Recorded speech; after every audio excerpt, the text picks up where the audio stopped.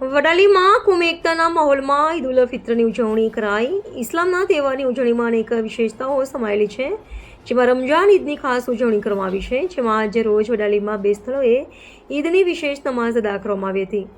જેમાં વડાલીના ઈદગાહ ખાતે ઉપસ્થિત જનમેદનીને હઝરત મૌલાના સરફરાઝ મંસૂરીએ જણાવ્યું કે ઈદ એ ખુશીનો તહેવાર છે, તેમાં દરેકે પોતાના મન દુઃખ દૂર કરીને ઈદની સાચી ઉજવણી કરવા જણાવ્યું હતું। ગરીબ ગુરબાના હક અદા કરીને ઈદ ઉજવવા જણાવ્યું હતું। આ પ્રસંગે મૌલાના સરફરાઝ મંસૂરીની ઇમામત હેઠળ હજારોની સંખ્યામાં મુસ્લિમ બિરાદરોએ નમાઝ અદા કરી હતી, જ્યારે અશરફી મસ્જિદ ખાતે મૌલાના મોહમ્મદ ઇબ્રાહીમ અકબરી સાહેબે જણાવ્યું હતું કે દરેક સાથે મન દુઃખ ભૂલી અને ગરીબોના હક અદા કરી ફિતરા આપી ઈદની સાચી ઉજવણી કરવા જણાવ્યું હતું। સાથે જણાવ્યું કે ઈદ એ ખુશીનો તહેવાર છે, તો આડોશી પાડોશી તથા દુશ્મનો સાથે વેરભાવ ભૂલી ઈદની ઉજવણી ઉજવવા જણાવ્યું હતું। ત્યારે મોટી સંખ્યામાં મુસ્લિમ બિરાદરોએ નમાઝ અદા કરી હતી। નમાઝ બાદ મુસ્લિમો પોતાના પૂર્વજોને યાદ કરવા કબ્રસ્તાન જઈ દુઆઓ ગુજારી હતી, જ્યારે એકબીજાને ઈદ મુબારક પાઠવી ખુશી વ્યક્ત કરી હતી।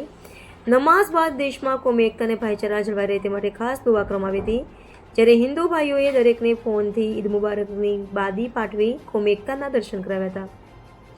આ પ્રસંગે વડાલી શહેર પોલીસ દ્વારા ચુસ્ત બંદોબસ્ત ગોઠવી પ્રસંગને સફળ બનાવ્યો હતો। રિપોર્ટર મોહસિન મેમણ, વડાલી।